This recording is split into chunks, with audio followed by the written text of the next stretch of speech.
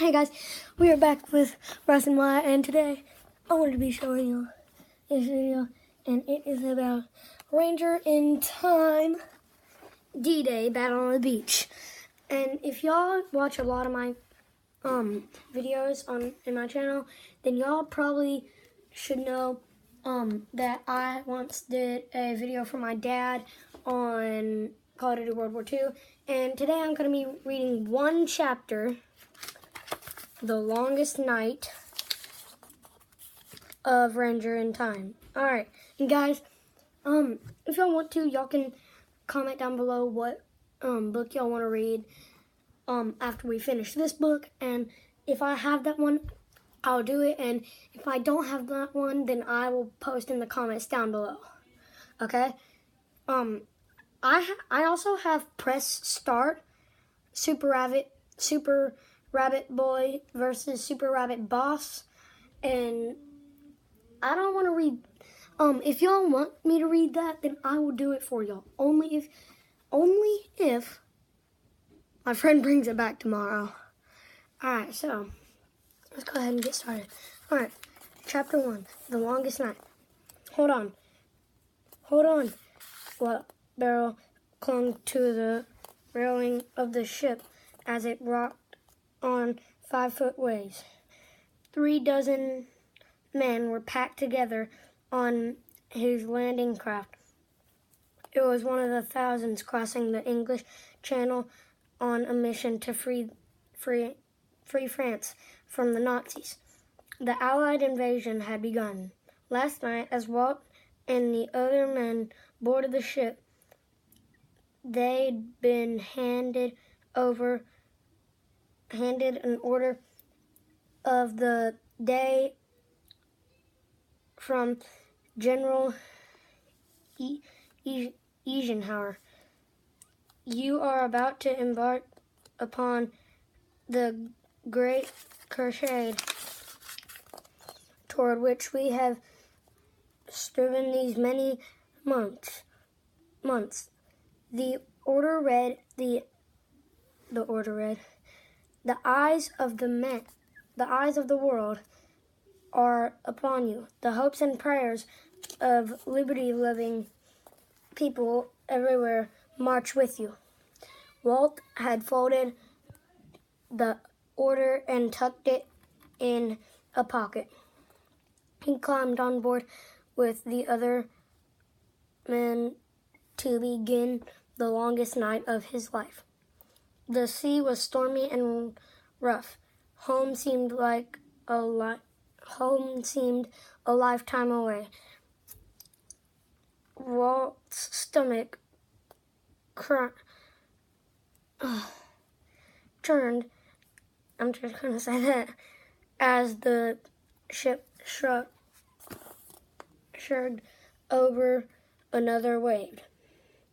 He squeezed his eyes shut against the wind and rain and tried to remember his papa's farm in Virginia.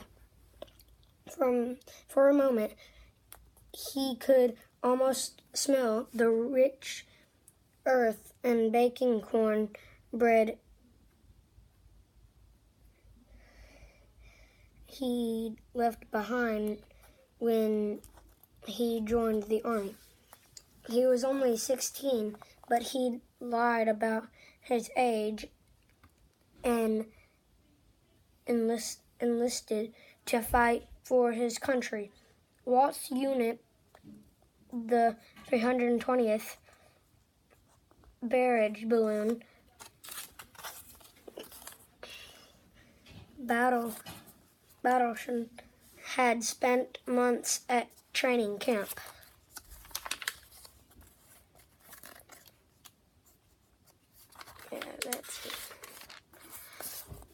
In Tennessee, like many other soldiers, they'd woken up before dawn to go on 25-mile hikes through the woods.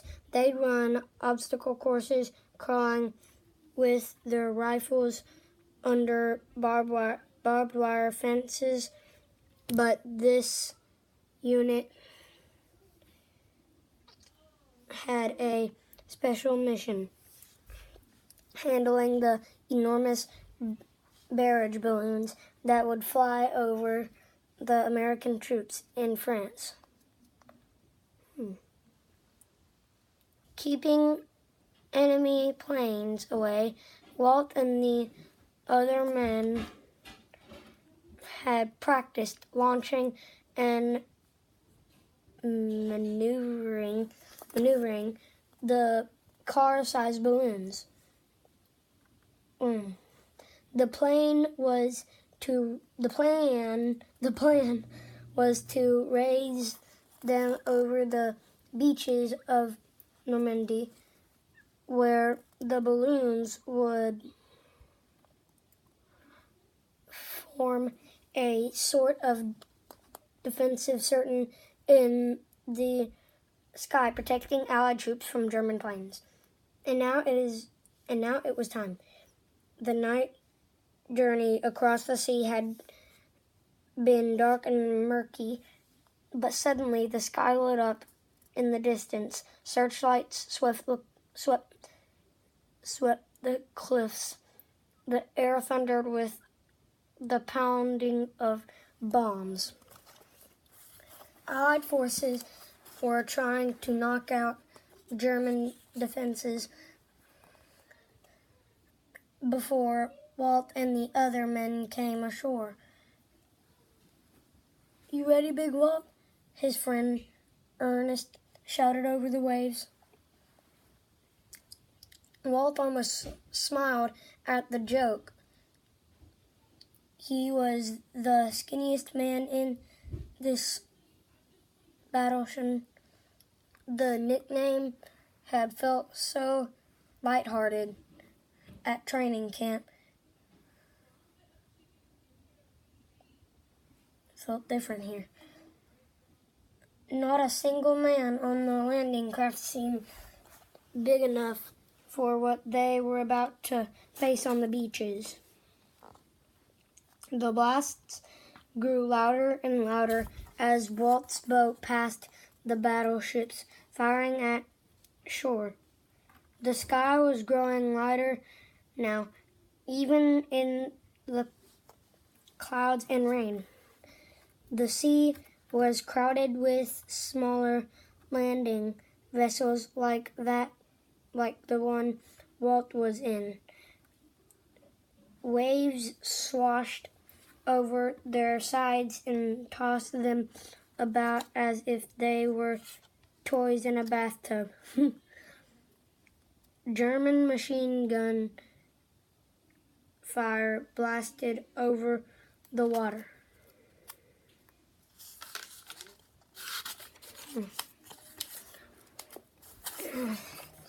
All right. Walt's heart thudded through his jacket. Would they even make it to land? Already 2 shells have exploded just feet from his boat.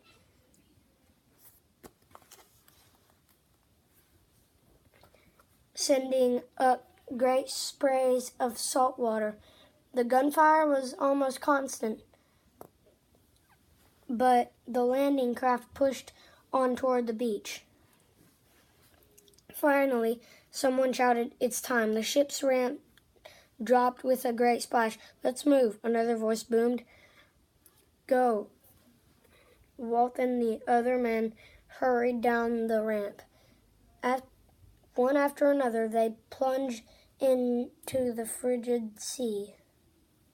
The water was up to Walt's chest. Other men leaped into the waves and disappeared. Had their heavy packs pulled them under? Walt hesitated. A deep voice from behind him boomed. "You're not a rescue ship. Get on shore. Keep your gun dry," someone else shouted.